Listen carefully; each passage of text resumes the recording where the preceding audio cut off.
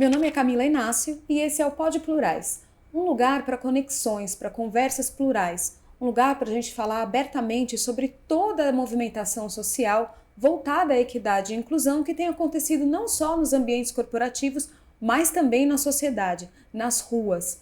E aqui é um lugar de conversa aberta, conversa para construção, um lugar para a gente desconstruir e reconstruir vários conceitos que a gente precisa rever. Então, se você chegou agora, já segue a gente aqui no canal, clica no sininho para ativar as notificações, compartilha e salva esse vídeo, que ele merece chegar a muitos outros lugares e ser elevado a várias potências. Bom, hoje eu vou falar sobre um tema muito especial e que antes de eu falar o que é, eu vou contar um pouquinho da onde surgiu essa inspiração. Um tempo atrás, dentro de uma reunião muito importante do Grupo Mulheres do Brasil, a gente estava dentro de uma reunião do Comitê de Equidade Racial falando sobre aceleração de carreira para mulheres pretas. Imaginem só, 300 mulheres dentro de uma sala falando sobre o futuro de carreira, o futuro profissional dessas mulheres, que querem alçar outros voos, novos parâmetros nas carreiras dessas mulheres. Em toda essa construção, a gente começou a pensar, cadê os homens acompanhando todo esse movimento? Cadê os homens falando sobre o posicionamento deles dentro do mercado de trabalho? E aí, não só nesse ponto, mas trazendo uma construção desde antes, como esses homens são criados e com que tipo de concepção, com que conhecimento e alto olhar que eles chegam para o mercado de trabalho. E aí, a gente chega no tema de masculinidade preta, que hoje eu trouxe aqui duas feras no assunto, dois amigos meus que eu tenho o maior prazer em dividir a mesa, um deles, Uber Clemente, e também Djalma Campos. Um prazer receber vocês aqui. Bom, já falei aqui que vocês são especialistas nesse tema, que vocês já estão cansados de falar e conectar e trazer novas consciências para as pessoas que estão aptas a falar sobre esse assunto. Eu não vou nem me atrever a falar sobre a bio de cada um de vocês. Vou pedir para que vocês se apresentem e falem um pouquinho como é que vocês se conectam nesse tema, então. Por que vocês são destaque no carro abre-alas aqui da nossa conversa?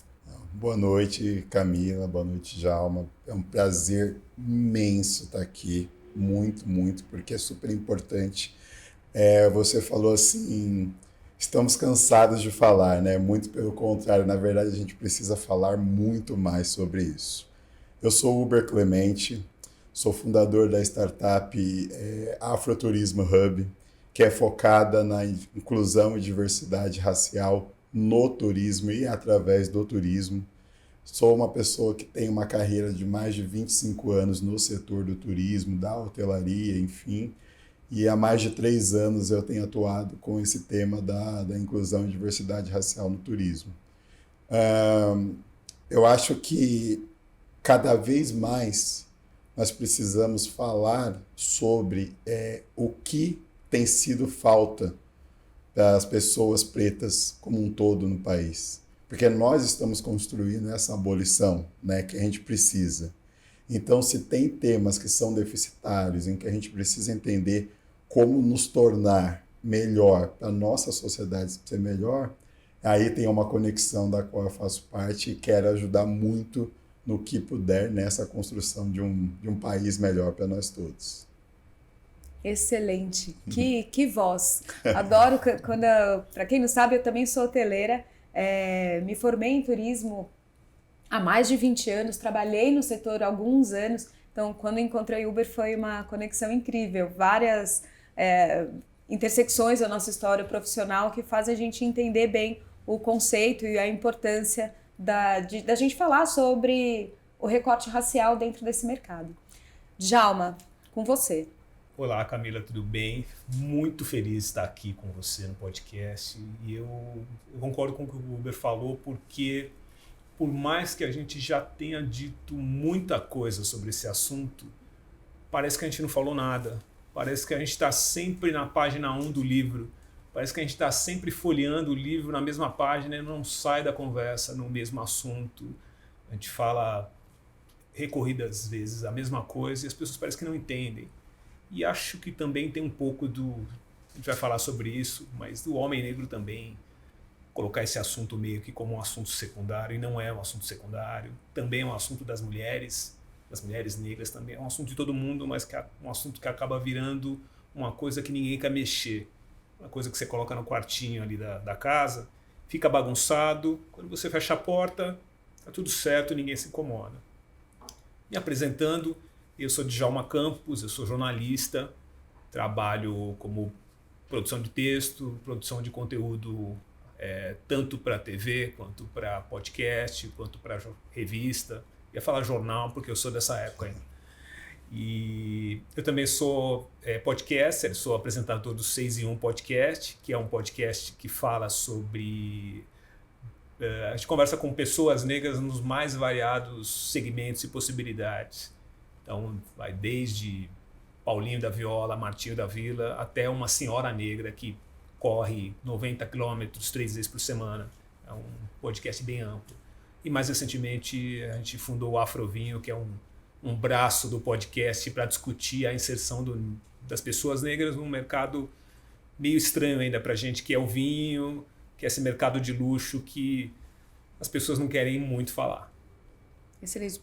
Djalma, eu ia falar que eu ia trazer aqui um vinho para a gente bater esse papo, mas vai que eu trago um vinho ruim, não é? Exato. Você colocar para alguém que entende, é melhor a gente tomar uma água, Djalma. Mas vamos lá. Uber, quero saber quando e por que você percebeu que a masculinidade preta é diferente? A gente sabe que educação a gente está acostumado a ver, acostumado não, mas agora já não é mais tão novidade, a gente vê em vários seriados, várias novelas, aquelas cenas clássicas do pai e a mãe, ou de um relacionamento interracial, ou de um relacionamento afrocentrado, criando um menino preto e falando, se você tomar um enquadro da polícia, se alguém parar, saia bem vestido, fale bem, porque você tem que ser 2 vezes melhor. Esse tipo de mensagem que a gente passa quando a gente cria crianças pretas, né? Durante a sua criação, quando você percebeu que ser um homem preto era diferente, que ia te exigir uma atenção especial aí? A pergunta é maravilhosa e a resposta a gente consegue destrinchar ela bastante. Mas eu acho que o mais importante é você se descobrir negro, né? Porque você não sabe que é negro quando você está crescendo. Você começa a se descobrir negro quando você tem o racismo acessando a sua vida. Porque o negro, ele infelizmente é o maior crime social que já foi cometido na humanidade, né?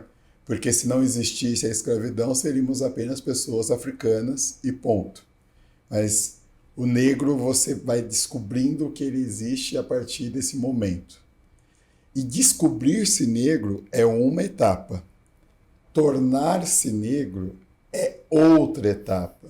Olha que aí, geralmente as pessoas confundem as duas coisas.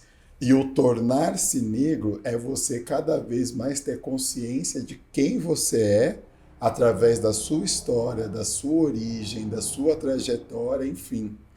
E quanto mais eu me torno negro, que é uma construção que a gente vem tendo através de conhecimento, de leitura, enfim, mais você vai entendendo o quão é importante você ir modificando algumas coisas que você tinha como padrão na vida.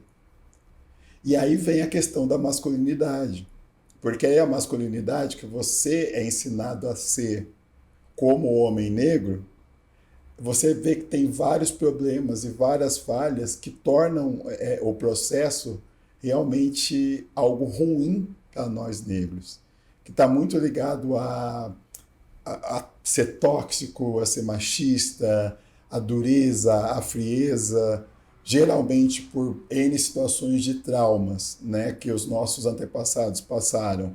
Você vai ter ali uma dor que vai servir como um norte para te guiar, para você ser rígido, você ser bruto, né? A gente é muito brutalizado muitas vezes na nossa criação.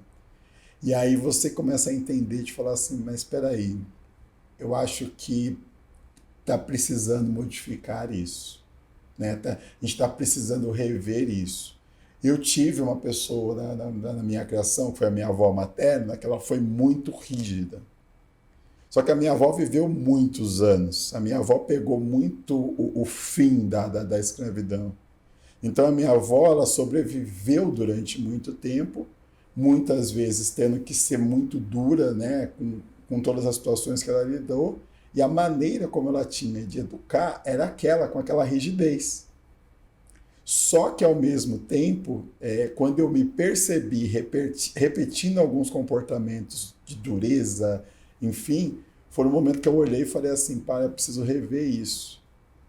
E aí, quando você começa a rever e entender que o comportamento que você está tendo é algo que não é legal, que não é bom, você começa a repensar essa masculinidade, de como repensá-la no dia a dia, no trato, na conversa, de como muitas vezes um pensamento que você vai ter, às vezes, por uma situação simples, você está reproduzindo um sistema que geralmente fala, não, o homem precisa se impor sobre a mulher, o homem precisa ser o cara que fala grosso, enfim, e tal, não pode ser sensível, não pode ser vulnerável. Então, tudo. E quando a gente está falando isso para o homem preto, muitas vezes é vendido como uma solução de sobrevivência. E aí a gente precisa rever isso. Porque muitas vezes você vai precisar ser duro, sim. Muitas vezes você vai precisar ser forte, sim. Mas não precisa ser forte em algumas situações das quais você precisa simplesmente só ser compreensível, entender que ali não é o momento para ter aquela rigidez ou tratar com aquela rigidez, né? De ser confundido como força, ao invés de muitas vezes entender que é compreensão, enfim. Incrível, né? A gente já falou sobre isso. Claro que a gente tem várias conversas, né, antes de chegar aqui à mesa. Em uma das nossas conexões recentes, que a gente está falando nós três, eu falei uma coisa que me veio na cabeça e depois isso ficou ecoando alguns dias. Eu dei esse exemplo. Quando eu era menina, meu pai é um homem preto, criado por minha avó, uma mulher retinta, e sempre aquilo, né? A dureza da criação, mulher preta, mãe preta, cria assim. Então, também criado no interior, aí era aquilo, né? A marca do cipó na perna, porque tomou surra, porque fez errado, e era isso, era ação de disciplina, estava sempre, 100% do tempo relacionado a algum tipo de violência na criação desses homens. E meu pai cresceu dessa forma, e isso passou para mim e para o meu irmão, assim, enquanto eu estava na minha infância, eu achava muito bacana. Eu falava, não, o cara bateu no meu carro, meu pai bateu no cara. Eu achava que era um negócio de, assim, super-herói, a força, um homem forte, um homem... virilidade. Depois, obviamente, quando passou esse tempo, eu desconstruí, mas assim, eu achava um sinal de força, é isso, é a presença do meu pai, uma presença violenta. Olha que coisa, né? Então, pensar nisso, por isso que no começo da nossa fala eu pensei isso, a gente olhar o recorte hoje, a nossa contemporaneidade, a gente precisa olhar para trás, sem dúvida, senão a gente não traz essa quebra de parâmetro e uma nova consciência, né? Pensando nisso, Djalma, quero jogar bola para você, que eu sei que você é pai de 2 meninos. Como é que é essa construção? O Uber trouxe aqui da vivência dele, e você que é pai, como você traz isso para os seus, para fazer essa mudança nas próximas gerações? Eu tive uma criação de um pai muito duro, de uma dureza assim cortante. Ele veio de uma outra geração. Meu pai tinha uma diferença de idade muito grande em relação a mim. Então ele tinha mais de 40, quase 50 anos a mais do que eu. 40 e poucos anos a mais do que eu, parecia meu avô. E ele era de uma dureza quase que, assim, não se discutia as coisas com meu pai. E a educação dele vem a partir dessa dureza para absolutamente tudo. A dureza na hora de almoçar, a dureza na escola, a dureza no corte de cabelo. Eu não podia acordar, por exemplo, eu tinha que acordar de cabelo penteado, só para você ter uma ideia. E apanhava logo lá na largada, saindo do quarto, para começar o dia, acabei de acordar. Essa é a educação do meu pai. O jeito do meu pai de dizer carinho era com brutalidade. Ser carinhoso era brutal. Passa-se um tempo e eu fui criado pelas minhas irmãs. Basicamente, a estrutura minha estrutura familiar, eu fui criado pelas minhas irmãs. Minha mãe faleceu quando eu era muito novo. E minhas irmãs acabaram me salvando dessa, eu estava falando aqui para vocês, de um limbo de ser um cara tóxico. Não que eu não tenha sido em algum momento da minha vida, mas me salvou de ser mais tóxico do que eu já poderia ter sido. Então, eu fui criado por mulheres e isso me tirou desse lugar, dessa masculinidade corrosiva. E chegando nos meus filhos, eu consegui ter uma relação que eu considero muito legal com os meus filhos, no sentido de passar para eles um lado mais legal, mais saudável da masculinidade negra e lidar com coisas que eu tive muita dificuldade de lidar na minha infância, no início da minha vida adulta, de coisas que eu praticamente não conseguia pegar a massinha ali e moldar o Djalma de como ele poderia ser se ele não fosse aquele cara que ele foi criado na infância, da dureza, da pancada, da gritaria. Olhando para trás hoje, eu tenho um filho de 16 anos, de 14 anos, a gente estava numa conversa de futebol. Ele falou, você não grita. Eu falei, olha só, um ponto, né? Me senti bem porque você não grita, você não é um cara nervoso, você não é um cara bruto, você é um cara tranquilo. Eu falei, puxa, que coisa, né? Porque a imagem que eu tenho do meu pai é exatamente essa. Da masculinidade, da pancada, das coisas terem que serem impostas na base da violência física, e não só comigo, mas com as coisas. Ele tinha o lado carinhoso dele, mas era... Você tinha que cavucar bastante para saber quando ele estava sendo exatamente carinhoso. Mas hoje eu entendo que ele foi criado dentro de uma brutalidade de infância, uma brutalidade que vem de uma época pós-escravidão. Isso faz muita diferença na criação dele. Minha mãe também veio, minha avó veio de uma... Minha avó ainda era escrava, ainda assim, ela fugiu de um lugar achando que existia escravidão, quando a escravidão já havia acabado. E tudo isso vem dentro da minha criação, dos anos 70, 80 para frente. Esse é o Djalma, que foi criado com esses modos. Então, para começar a me desconstruir, eu tenho certeza hoje que a educação de mulheres negras fez uma diferença para que eu não virasse o Djalma com a masculinidade tóxica, um cara cheio de mágoa, cheio de coisas não resolvidas, para poder criar, por exemplo, 2 meninos que estão nadando de braçada em cima de mim nessa questão, né? Eu aprendo muito com os meus filhos porque coisas que para mim eram tabus, eles já nasceram com o chip resolvido. Eles estão, mas isso, pai, não é assim. Isso é passado, isso não funciona assim. Eles não têm esses dogmas, essas coisas quebradas na cabeça que eu cresci tendo. Ele estava falando de violência, por exemplo, de pais e tal. Eu fui estudar uma vez um curso de psicologia para entender também essas coisas. Diz que o Freud chegou e quando ele viu o pai dele sendo humilhado por uma pessoa na rua, ele parou de respeitar o pai dele, ele criou um trauma na cabeça dele porque, pô, meu pai, que é a imagem de masculinidade que eu tenho, sendo humilhado por uma pessoa na rua. Camila, imagina isso na cabeça de um menino negro que vê o pai apanhando e tomando batida na rua, se isso fosse uma construção nossa. Então, assim, eu não estou falando que o pai da psicologia moderna está errado, eu estou falando que a gente tem que ser forte para resistir a isso, porque a todo momento a gente está exposto a esse tipo de coisa e nem por isso você vai desconstruir a imagem do seu pai em relação ao homem que ele é. Exato, nossa, que construção. Sabe o que me chamou a atenção, ouvindo a sua fala? Você criado por 2 mulheres, mas mulheres contemporâneas, suas irmãs. Então, olha que coisa, né? Elas já trazendo essa quebra do mesmo pai, mas trazendo essa quebra de pensamento e comportamento para você. Como isso deve ter ajudado para não replicar, né, as ações da geração anterior. Que construção incrível. Sim. Falando nisso, em construção e nessa questão de abordagem, de humilhação, que não preciso nem falar, né, o quanto isso é comum e o quanto isso acontece em várias escalas. Como fica a autoestima, gente? Não sei se vocês acompanharam bem recentemente Baco Exu do Blues. admitindo suas falhas ali, eu não estou bem. Isso é um movimento que não é novo, obviamente, mas ele não é o primeiro a trazer essa fala com tanta clareza. Mas é um dos poucos homens negros de destaque que abriu isso de uma maneira tão clara. Eu não estou bem. Peguei essa referência dele, trago a referência do Mano Brown também, para quem acompanha Mano a Mano.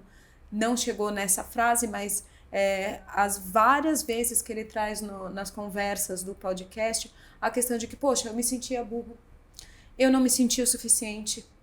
As várias vezes que ele tá numa fala, ele fala, não, eu escrevi isso aqui com a minha fala de 8ª série, as pessoas falam, não, mano, pô, você é um cara erudito, ele dá aulas de história no podcast, mas ele não se enxerga nesse lugar. A questão da autoestima do homem negro ainda gente, se pra mulher, que a gente tem ali uma batelada de ferramentas e de coisas na mesma proporção, que nos minam e também que nos alimentam. Imagina para vocês que só tem as que minam, né? É muito difícil ver um lugar que alimente a autoestima do homem negro. Cara, como vocês lidam com isso? Camila, pô, a gente podia fazer uma tese aqui. Vamos construir. Porque vai ser coisa assim. Eu gosto muito do Brown, quando ele fala ele fala do momento em que eles pararam para depois revoltar. Porque ele falou mesmo assim, a gente parou porque as pessoas já não estavam entendendo o que a gente estava cantando. A partir do momento em que as pessoas estavam achando que era só sobre violência, a gente precisava parar. E essa fase para ele foi muito difícil, porque ficou devendo condomínio, como ele fala. Uhum. Ele usa um termo que eu acho muito maravilhoso, assim, que ele fala assim, que ele estava chutando lata na rua. Ele fala morto socialmente. Exato. Difícil. E ali, essa fase, acho que ela é muito importante para a gente entender uma coisa que a gente precisa falar mais sobre. Hoje nós temos uma ascensão não plena, mas temos um movimento de ascensão em que a gente precisa rever o que é sucesso. Porque o sucesso, muitas vezes, ele pode se tornar, a busca por esse sucesso pode se tornar uma prisão. E aí, quando a gente traz isso para o homem negro, muitas vezes, ele não vai ter a possibilidade de errar. O erro para o homem negro, muitas vezes, vai custar muito caro. Porque ele vai ser cobrado por uma sociedade em estar num topo, em ser o melhor, em estar bem, em ter sucesso, em ter dinheiro, em ter recursos, enfim, em que muitas vezes essas oportunidades vão ser muito poucas. E esse homem negro que de repente não conseguiu ir bem e ter essa oportunidade, ele muitas vezes ele não consegue pedir socorro, principalmente mentalmente falando. E aí, como ele é condicionado a ser o forte, a ser o duro, a ser o bruto, a não ter tempo para... A sociedade muitas vezes não dá para esse homem negro esse momento do choro, esse momento do não estou bem, esse momento do não consigo, porque a pressão pela vitória é enorme. A pressão por ser alguém, por estar bem sucedido, por ter dinheiro, por ter recurso, ela é enorme. E aí é nesse momento que muitos dos homens negros se perdem. Porque como ele não consegue falar, não estou bem, preciso de ajuda, preciso de algo para me ajudar a me reerguer. Esse movimento do errar e acertar para o homem negro, muitas vezes, ele é difícil. Porque ele errou, ele cometeu erro, ele cometeu uma falha. E essa falha, de alguma forma, afeta ele na vida. Ele muitas vezes não vai ter essa chance de falar assim, poxa, ok, vou entender como é que eu me reergo diante dessa falha. Porque é isso, não é permitido. Uhum. E mentalmente, para os nossos, esse erro não é permitido. Uhum. Então, aí o que acontece? Ele vai para algum vício. a depressão é algo que os homens negros têm muita dificuldade de falar e lidar. Porque muitas vezes ele vai estar num momento depressivo mesmo, tentando sobreviver, tentando vencer, tentando fazer as coisas. Só que quando você está num momento de depressão, você muitas vezes não vai conseguir. E aí começa a ir num ciclo destrutivo. Porque aí ele não sabe que está depressivo, não consegue pedir ajuda. Tudo que ele vai tentar dentro desse momento que ele está numa depressão, ele também não vai conseguir. E ele só vai se vendo cada vez mais pior dentro desse conceito. E aí, para a gente pensar na estima, na autoestima, a gente tem que pensar que a gente pode falar para esses homens negros: tá tudo bem, não tá bem. Tá tudo bem pedir ajuda. Tá tudo bem ser vulnerável. Tá tudo bem se sentir frágil em algum momento. E tá tudo bem falar assim: preciso parar agora para poder entender como é que eu posso ser melhor. Como é que eu posso ter isso como algo que eu posso entender, a pausa que eu preciso ter, o momento de pedir ajuda, o momento de procurar um tratamento mental sobre depressão, sobre essa série de coisas. Quantos homens negros são? Porque eu fui um homem negro assim. Eu só fui realmente ir para uma terapia depois de muita insistência. Mas durante muito tempo eu fui resistente por não acreditar que aquilo ali poderia me ajudar. E hoje a gente teria que ter mais isso no nosso cotidiano, dos homens negros. Porque a gente não consegue ser aberto a se sentir mal, a se sentir impotente, se sentir que não está conseguindo dar conta do recado, de conseguir atingir o objetivo. Muitas vezes, mentalmente, a gente vai para essa prisão do sucesso. Porque aí, muitas vezes, principalmente quando tem o comparativo com outro homem negro que está sendo bem-sucedido, e às vezes esse comparativo nem aparece por mal. Esse homem negro que não está bem, ele começa a ficar ansioso, sabe? Fica meio tipo pensando mal mesmo, no sentido de falar, não sei, por que eu não consigo ser como o outro? Então eu acho que essa é algo que a gente precisa falar mais, conversar mais, se abrir mais sobre esse tema. Porque é um lugar, eu estou ouvindo você aqui, o que eu estou construindo, é um lugar que vem exatamente o oposto daquilo que vocês estão aprendendo há quantos anos, né? Séculos. Séculos. Sejam melhores do que todos. Concorram, batam metas, conquistem. Não importa.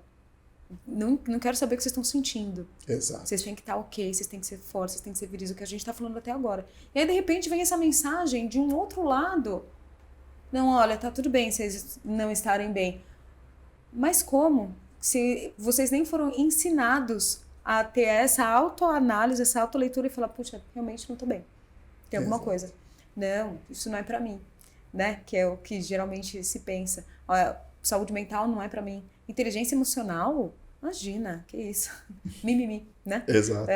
Então, como se pode cobrar isso de vocês dentro desse lugar, né? De tantas, tantas vertentes. Mas, falando de uma outra coisa, um outro ponto de vista aqui que também alimenta muito a autoestima do homem em geral, mas especificamente do homem preto, é o visual. Djalma, queria ouvir isso um pouco de você. A gente sabe que o homem preto tem várias construções. A questão do calçado, a questão do penteado, a questão... Como você tem visto isso atualmente, nessa geração que está olhando mais, a gente vê aí estampas africanas, sapatos, as pessoas se deixando levar e assumir e falar, não, eu sou um homem bonito, eu tenho esse lugar e eu vou usar esse lugar que é meu. Como você tem visto essa diferença aí nas ruas? Eu acho que essa geração de jovens, né? Várias gerações, aí, inclusive a minha em andamento, Mas essa geração dos mais jovens, eles estão se libertando de umas amarras incríveis, de poder vestir roupas com um tecido africano, ao mesmo tempo que você coloca o streetwear, ao mesmo tempo que você coloca roupas mais sociais, combinando com roupas street, com tênis. Uma libertação muito grande, e a moda em si é uma base de sustentação da nossa autoestima. Então, desde os anos 70, o Black Power, as roupas, as calças, a indumentária, os códigos de vestimenta traziam para a gente um conforto, uma proteção para a gente estar no nosso lugar e enfrentar algumas coisas que não estavam muito claras na sociedade para a gente. E, ao mesmo tempo, essa geração nova também tem a vantagem de conseguir construir coisas a partir da nossa experiência, que já conseguiu chegar um pouco mais elaborada para eles. Eu estava ouvindo o Uber falar do Mano Brown, é um assunto que eu acho que é interessante tocar.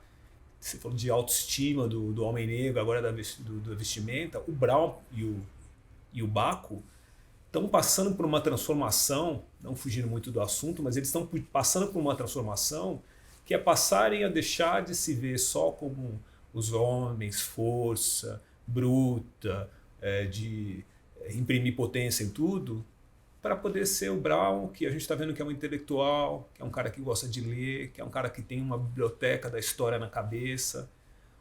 O Baco, que é um cara sensível, que está começando a falar de amor. Os dois, coincidentemente, estão com álbuns e produções falando sobre amor, que eram coisas que a gente não via recentemente. E voltando ao que a gente estava falando sobre vestimenta, hoje você vê Mano Brown fazer propaganda de roupas, Mano Brown fazendo propaganda de marcas de óculos famosas, o Mano Brown trabalhando a sua imagem a partir da construção de um Mano Brown bonito, e não só o Mano Brown força, o Mano Brown do Sobrevivendo no Inferno, dos tiros, do álbum que fazia muito mal para ele ouvir, tanto que o Uber citou que ele parou de ouvir, de cantar o álbum e parou a carreira, porque aquele álbum se tornou uma coisa corrosiva para ele. Então são duas pessoas que estão num processo de uma reconstrução enquanto homens negros e aprendendo a lidar com novas ferramentas que antes não tinha possibilidade do Brown imaginar, por exemplo, o Gil chegar para o Brown e falar assim, não, Brown, você é um intelectual erudito, você... Quando se imaginava isso, isso também passa pela nossa autoestima de deixar de ser visto como força bruta, como o cara que vai chegar... Todo mundo viu o Mano Brown como o cara que ia resolver as coisas na pancada. O Baco, que é um cara forte, agora está sendo visto como um cara inteligente, bonito. E a gente, consequentemente, está sentindo esses efeitos nas novas gerações, no jeito que a molecada é vista. Talvez esse lance da selfie, dos filtros, vá desembocar num outro lugar que você olhe para um cara negro e fale, a beleza passa por aí também, mas o que ele tem dentro que é de bonito e interessante? Porque, puxando a sardinha para o nosso lado, homem negro bonito no Brasil, se você andar por alguns pontos da cidade, você encontra um em cada esquina. Sim, sem Agora, dúvida. a construção desse homem negro bonito, bem resolvido, com a cabeça arejada, com a autoestima e com os chips dele no lugar, para ele não estar nesse lugar de se sentir deprimido que o Uber falou, isso está sendo construído agora, são essas possibilidades. Se falar em terapia para a minha geração, por exemplo, como ele citou, era como se dissesse assim, ele é um cara esquisito. A terapia afastava você de trabalhos, a terapia afastava você de relacionamentos, a terapia afastava você de família. Quando você sugeria a ideia da terapia, já ia quebrando várias outras partes da sua vida pessoal e profissional. Hoje não. Hoje a gente está com essa possibilidade aberta e eu acho que a nossa autoestima e a moda passa também por essa libertação. Por exemplo, eu vi a semana passada um grande amigo meu vestindo saia no site de uma marca. Camila, eu fiquei tão orgulhoso daquilo. Que legal. Porque talvez seja a última fronteira. Onde está escrito que um homem não pode usar saia? E pior, o homem negro, onde está escrito que ele não pode usar saia? Se você pegar imagens antigas, dessas que você vê aos milhares nas redes sociais, de tribos, de grupos étnicos africanos, os homens são todos com roupas largas e roupas muito próximas da saia. Mas o que foi construído para mim e para o Uber, você não. Você não. Você não pode. Você tem que ser o cara que... Você é a imagem da masculinidade. Você, homem negro, não pode dar um vacilozinho para resvalar num pouquinho de feminilidade, que tem alguma coisa errada com você. Tocou num ponto que... A Tocou Camila, num ponto. o próprio rosa, né? Usar o rosa. Usar o rosa, Usar o Camila. rosa. É verdade. Meu pai, nunca vi meu pai. Nem uma gravata, um lenço, nunca. Eu usei o rosa. Meu marido tem camiseta, mas meu pai... Fui criticado por usar rosa.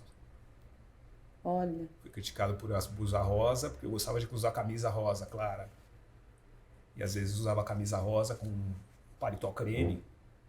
E parejar o visual, porque eu gosto de rosa. Não vejo sentido nenhum em não usar rosa, mas já ouvi comentários, não faz o menor sentido hoje, mas na época as pessoas levavam muito a sério um homem negro usar uma camisa rosa. Gente, quantas imagens, né, que povoam o nosso imaginário coletivo e que fazem, claro, você ouviu, eu ouvi você falar isso, me veio na cabeça diretamente Georges Lafon. Exatamente. Qual é a imagem que era chafurdada na gente, né? Assim, que a gente era provocado a ver toda...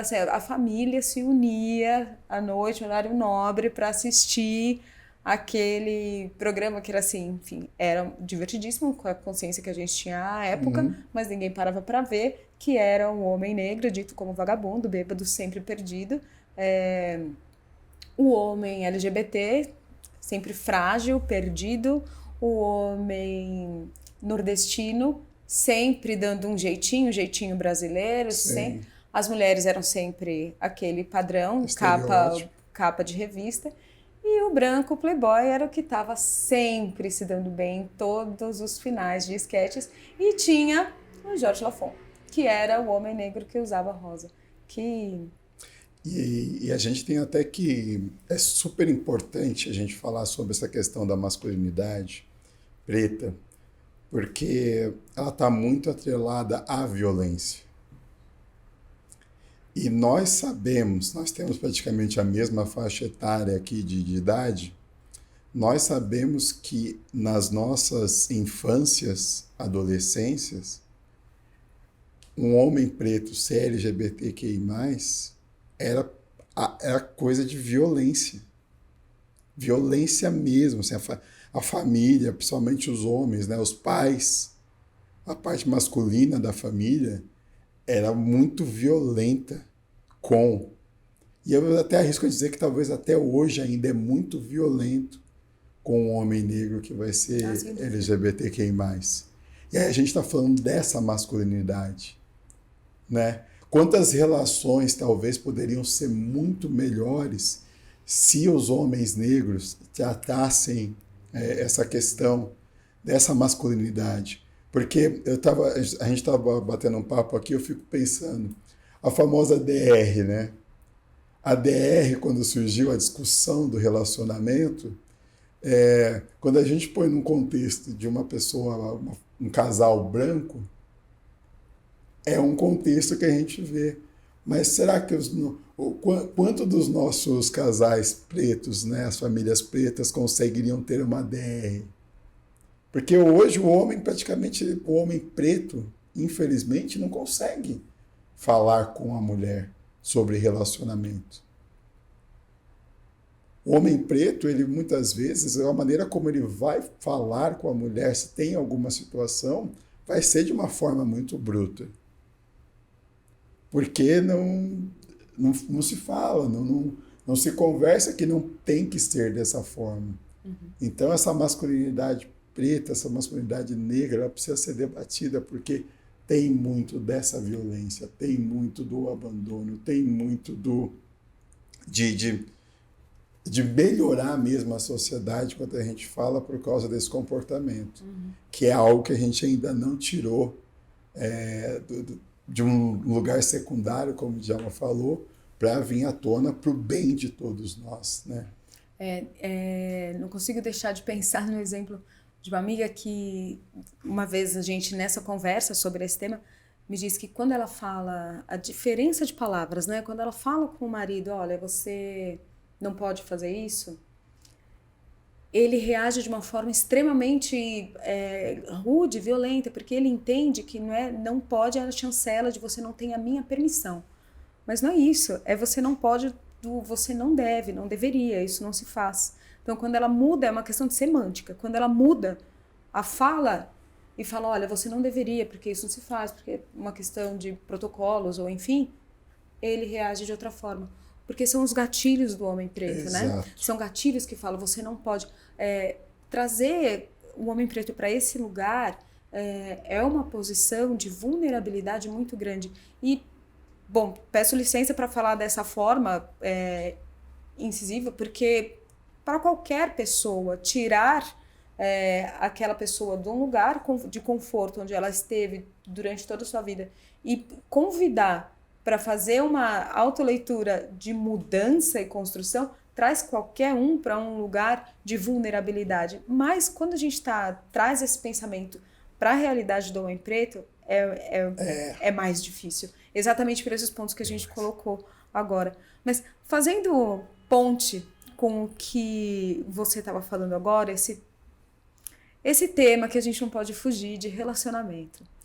Vou jogar a bomba aqui e depois eu sair correndo. Olha só, a gente sabe que no Brasil, a cada 10 mães pretas, 6 são mães solo.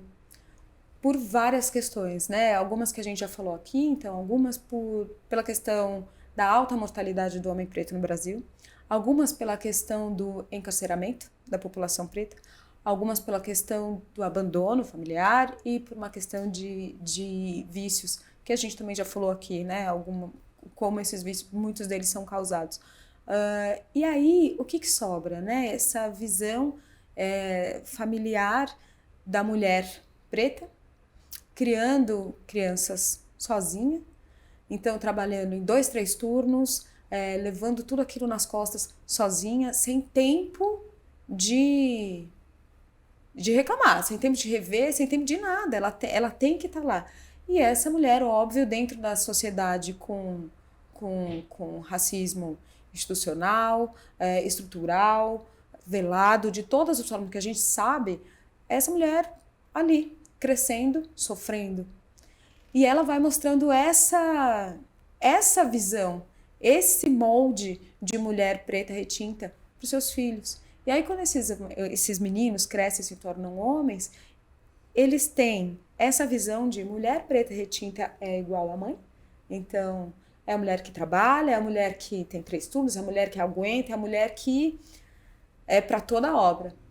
E a mulher delicada, a mulher fofa, a mulher do sonho, a mulher linda que vai realizar todos os seus desejos, aquilo que nunca foi feito para você, é a mulher branca, capa de revista, né? Aquela mulher que é o sonho de consumo. E aí, isso não trago nenhuma novidade aqui na mesa, que é a solidão da mulher preta. Então, isso está muito interligado. Quantas mulheres pretas a gente escuta falando, saiu comigo, não estava pronto para namorar. Na semana seguinte, está namorando uma mulher branca.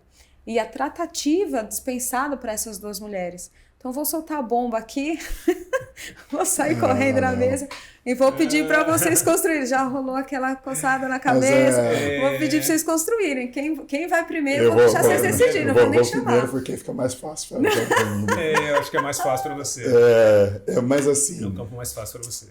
Eu acho que nós precisamos rever como nós temos lidado com a construção dessa pessoa negra no Brasil. Essa pessoa negra liberta de várias prisões que acontecem. E uma das prisões que a gente tem mais tido é o que é o sucesso para a pessoa negra. O que é aquilo que tem que ser conquistado, né? A imagem que é vendida da pessoa negra bem-sucedida. E aí esse jovem menino negro, homem negro, muitas vezes esse sucesso que é vendido para ele é através de alguns destaques que aparecem, que é o artista, o esportista, enfim, que geralmente vai ter um relacionamento com uma pessoa branca. Uhum. E isso tem uma influência muito grande porque ele deixa de ver a mulher negra como algo legal, como algo de ser admirado. Então essa mulher negra, ela compete com uma beleza que é imposta por uma sociedade que olha que fala para esse menino negro, que ele fala assim, cara, eu sendo bem sucedido, automaticamente eu vou para um relacionamento com uma pessoa branca. E isso a gente precisa começar a rever, porque afeta os relacionamentos de uma forma muito cruel. E essa mulher negra, por esse homem negro, se a gente não trabalha essa masculinidade, esse homem negro geralmente ele não vai dar valor, ele não vai tratar bem, porque você fez a analogia perfeita. É a mãe, não é a companheira. Uhum. Não é quem ali realmente eu me vejo crescendo ao lado para ter como a minha companheira. E nós, homens negros, não somos tão cobrados como deveríamos quando a gente tem o filho com uma mulher negra e abandona. Uhum. Quando a gente está num relacionamento com uma mulher negra e não trata bem. Às vezes a gente tem muito a permissão, com um viés, muitas vezes pode ser até inconsciente, mas tem a permissão da sociedade para ter esse comportamento. Quantos homens negros que infelizmente eu conheço que não paga a pensão e está sempre vivendo uma vida muito boa, de viajar, de ir para show, de se arrumar, enfim. Mas para a mãe do filho dele, que é uma mulher negra que está lá, ela tem que estar movendo mundos e fundos para receber a pensão alimentícia, que quando minimamente paga, esse homem negro muitas vezes já acha que está fazendo algo incrível. Quantos homens negros que são pais ausentes não realmente participam da educação por achar que esse é um papel único exclusivamente da mulher ou das mulheres da família. Então essa masculinidade está nos prejudicando dessa forma. E a gente precisa rever em discussões, em falas, em conversas familiares, em conversas escolares, em conversas dentro da educação, dentro da nossa roda de conversas, que a gente tem que reverter isso. Porque senão a gente continua com esse problema acontecendo justamente por essa imagem. A gente ainda considerar normal quando um homem negro é bem-sucedido, ou está sendo bem-sucedido, está tendo alguma ascensão, ele ir para um relacionamento com uma pessoa branca, simplesmente por uma questão, porque aqui eu não quero ser sommelier do amor. Não quero aqui definir se é certo, errado ou não. Mas eu tenho, até com uma certa rigidez da minha parte nesse primeiro momento, mas eu tenho muito assim que o relacionamento interracial ele pode até acontecer, mas eu não gosto quando ele aconteça sem uma consciência social. Precisa ter a consciência sim, que se eu opto em ter um relacionamento interracial, eu tenho questões que eu tenho que pensar dentro desse relacionamento. Por quais foram os motivos, sendo homem negro, principalmente, quais foram os motivos dessa minha escolha? Por que realmente eu não consegui entender e ver numa outra mulher negra a beleza que eu estou vendo nessa pessoa branca? Será que realmente não é porque eu quero uma aceitação, uma ascensão dentro de uma sociedade que é racista? Será que eu não enxergo diferente a beleza da mulher negra versus a beleza da mulher branca por uma questão de status? Então, acho que são esses pensamentos que a gente precisa desenvolver para reverter isso que a gente tem hoje, dessa situação que a mulher negra realmente é a mais prejudicada em tudo que acontece quando a gente está falando de sociedade, porque ela sempre vai estar ali na parte final, né, dessa sociedade. Sou eu? Então, vamos lá. Puxou o pino da granada e jogou no meu colo. Bom, eu sou... isso já foi uma questão que eu lidei no meu podcast nos primeiros episódios, a questão da palmitagem. Eu sou o palmiteiro porque eu me casei com uma mulher branca, eu fui casado com uma mulher branca. E daí eu tomei todos os tipos de pancadas e fui submetido a todos esses testes, essas questões que o Uber falou. Da prova social, da questão da escolha por uma mulher branca ser mais ou menos bonita que uma mulher negra, da questão da ascensão social, porque eu me formei numa faculdade considerada boa, que é a PUC, então se eu me formei numa faculdade boa, arrumei empregos melhores e eu acabei caindo no colo de uma mulher branca e me casei com ela e tive 2 filhos. A partir daí, os amigos negros olham e falam assim, ficou bem, está numa situação melhor e você se casa com uma branca.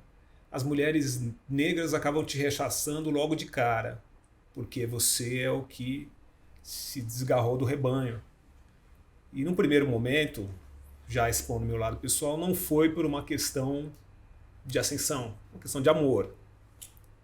O Abdias também parece que terminou o fim da vida dele com uma mulher branca e também enfrentou basicamente as mesmas questões. Eu fiz uma viagem para casa de uma amiga que mora fora e a gente sentou um dia para tomar uma vinho e ela me botou na parede. Aí falou, Djalma, você era assim, assim, assim e tal. E daí eu comecei a refletir e eu fui criado vendo as princesinhas brancas da Disney, não é uma desculpa, é um fato. Eu fui criado vendo as garotas suecas nas revistas de pornô. E a partir do momento que eu comecei a estudar, eu só comecei a conviver com pessoas brancas em quase todos os lugares onde eu ia. Não é uma desculpa, é um fato. Todos os lugares onde eu ia não existiam mulheres negras. Não existiam. Não estou falando que tinha 1 ou 2. Não existia. A partir desse recorte que eu estou falando, chega-se no momento, e o Djalma pode ser multiplicado por vários homens negros semelhantes a mim, jogadores de futebol. Talvez não jogador de futebol, porque eu acho que ali tem uma escolha mais eletiva mesmo, que era uma mulher branca para aprovar X coisas. No meu caso, não foi exatamente isso. Mas que você acaba caindo num lugar que você só tem gente branca no seu redor. Você vai no seu churrasco no final de semana, só tem pessoas brancas. Você vai na festa da redação, você é o único negro. E daí, você chega numa questão. Volto para a minha base, vou procurar uma mulher negra, ou tem as mulheres brancas interessadas em mim e eu vou me relacionar com elas? Eu me relacionei por amor. Ao mesmo tempo, agora vem a minha autocrítica, eu sei que uma atitude como a minha desemboca num monte de coisa para outras pessoas que poderiam me ter como exemplo. Tipo, o cara tem um podcast que fala sobre negro, mas ele foi casado, prefere as mulheres brancas. A gente também tem esse direito. Quando uma mulher branca de classe média se envolve com um cara negro jornalista, muito provavelmente ela é vista pelo ótica da diversidade. Olha como ela é plural, como ela é diversa, ela não tem problema.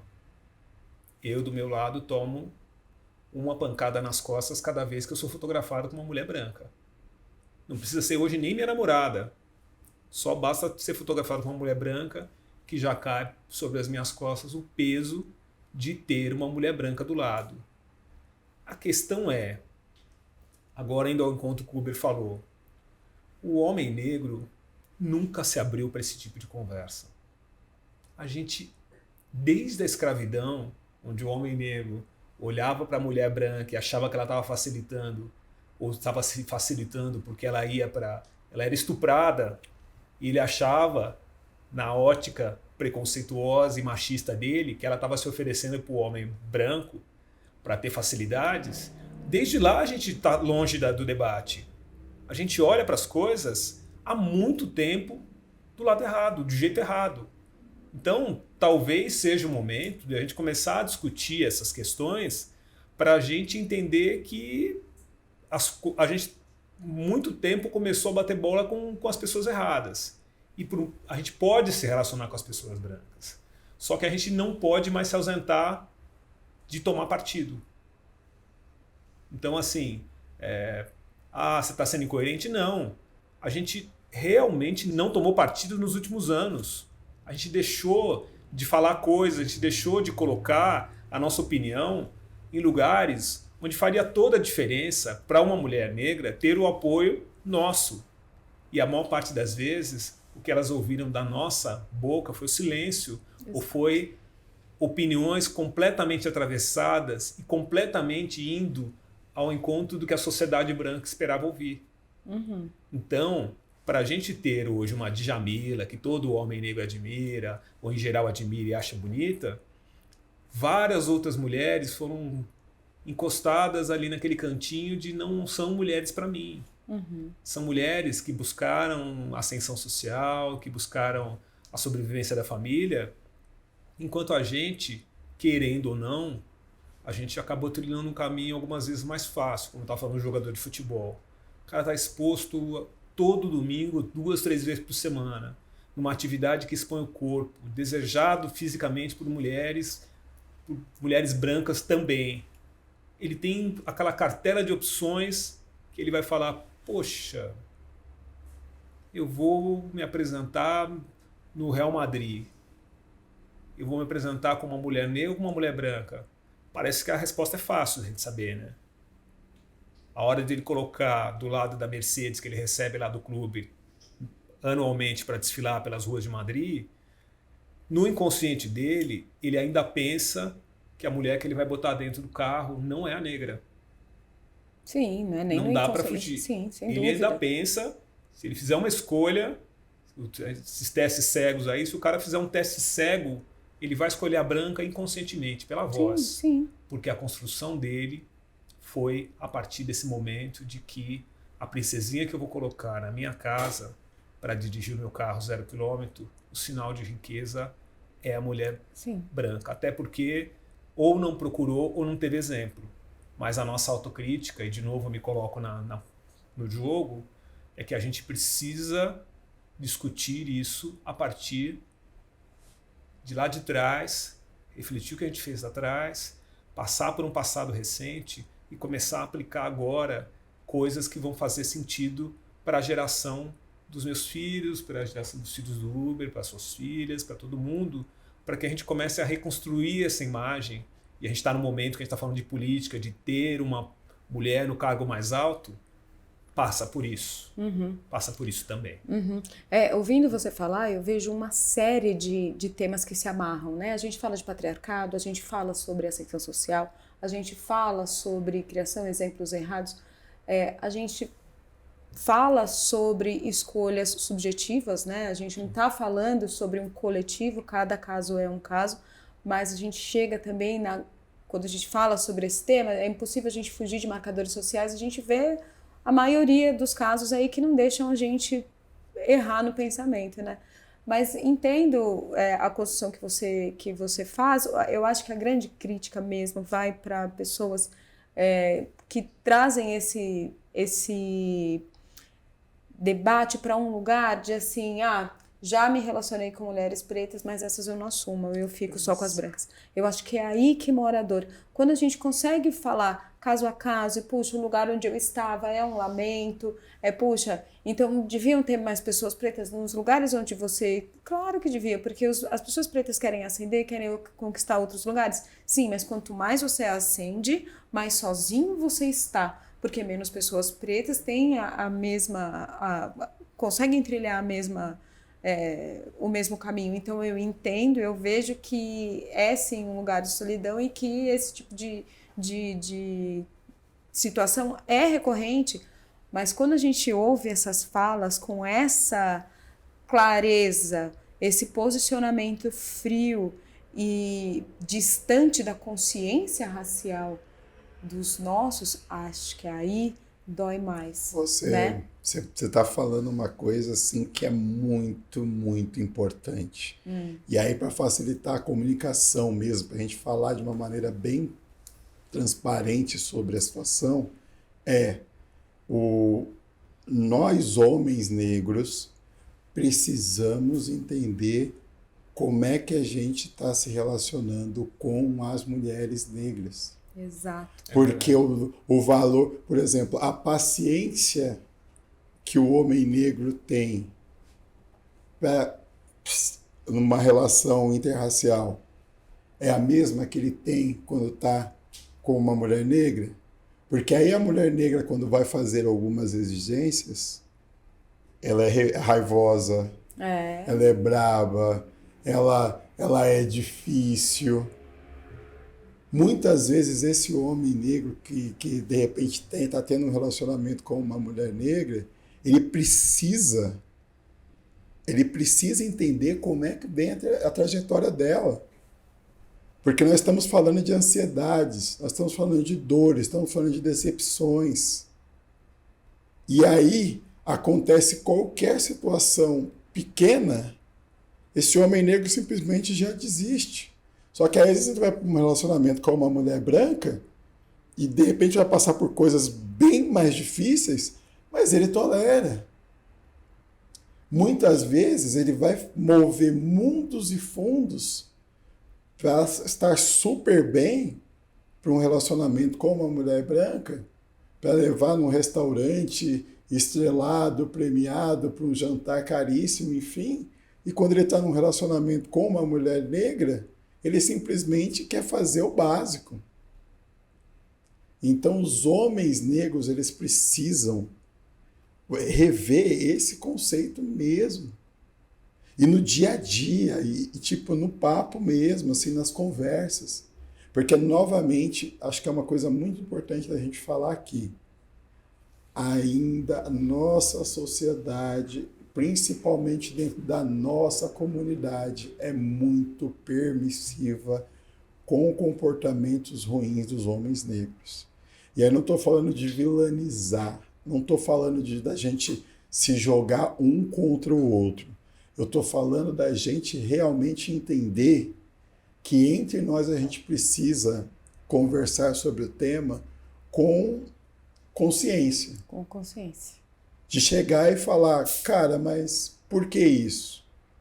Por que esse pensamento? Por que essa linha? Por que quando ele está ali num papo descontraído, ele está falando de uma situação, ao invés de gerar um constrangimento, gera uma risada. Gera ali aquela cumplicidade. Uhum. Olha, a bomba foi soltada aqui. Eu acho que eu vou levar esse tema e vou fazer um novo roteiro e vou chamar vocês de novo pra gente. Por favor. Que rende demais. Porque eu fui soltar esse assunto bem no finzinho da nossa conversa. Perdão, que coisa injusta. Mais alguma coisa que a gente não pode deixar de falar aqui nesse tema? Cara, O que vocês acham? Djalma? Olha, depois de ter me colocado dentro do assunto, acho que não. Eu acho que tá tudo bem dito. Na verdade, eu acho que assim, eu vejo que a gente está precisando, e até a nossa presença aqui é importante também por isso, a gente está precisando mesmo fazer uma coisa meio de revisão, né? Sabe? Você aprendeu com várias coisas, e daí tem aquelas coisas que são mais importantes e as menos importantes, mas o Guilherme tem razão, a gente tem necessidade de entrar nesse assunto de forma mais, sabe, mergulhar mesmo, não botar o dedinho na água fria e sair correndo porque não está aguentando. E a gente tem eu digo a gente, homem negro, tem essa passabilidade social que é uma maravilha, né? Uma mulher negra não tem essa passabilidade social. Como ele falou, ela é raivosa, ela é a bruta. Descontrolada. Existe esse retrato social que passa para a televisão, que passa no imaginário das pessoas brancas, da mulher negra como aquela que aguenta tudo. A gente vê isso refletido na medicina, que o médico chega, vai fazer uma cesárea em uma mulher negra, não, ela aguenta. De onde saiu isso? De onde saiu isso e até onde eu colaborei com isso? A mulher negra aguenta mais dor? Quem falou?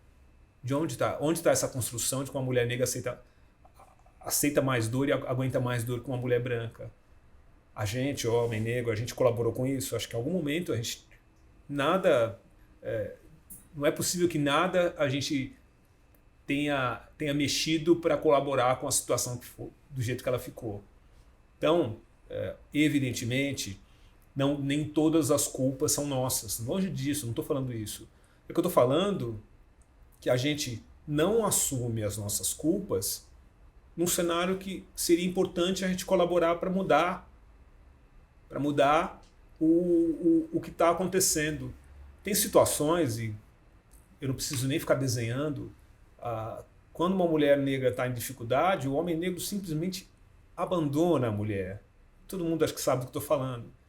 A mulher negra vai lá, procura pelo cara, visita, acode.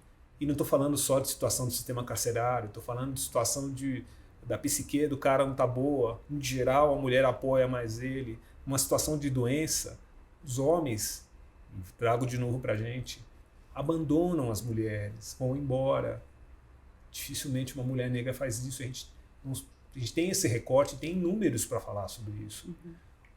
Onde foi que a gente se colocou e por que a gente se colocou nesse lugar?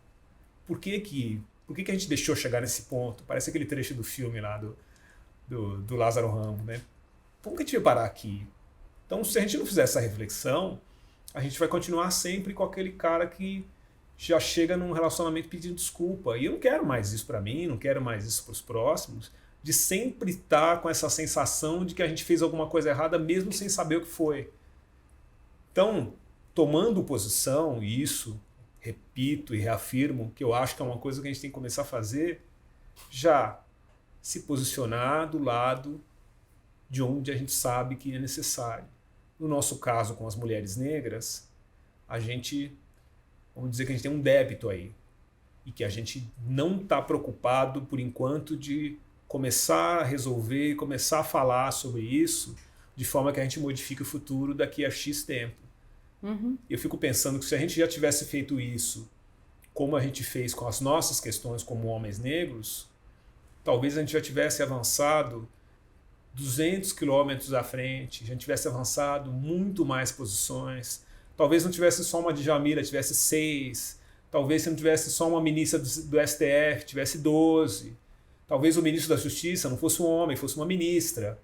Então, quando você para pensar que a gente se preocupou muito com nossa cabeça, se preocupou pouquíssimo ou quase nada em puxar junto a mulher negra para dentro disso, e eu não estou falando só sobre situações, está lá na escala social. A mulher negra está lá embaixo, abaixo da gente. Então, assim, a gente vive falando, é muito bonito o discurso de falar que a comunidade negra se movimenta em bloco, que um anda junto com o outro. Nessa situação específica, onde está isso aplicado na prática? Isso não está aplicado na prática. A gente foi andando sozinho por muito tempo. A gente foi caminhando, tá bom pra gente, tá ótimo para todo mundo. E não é assim.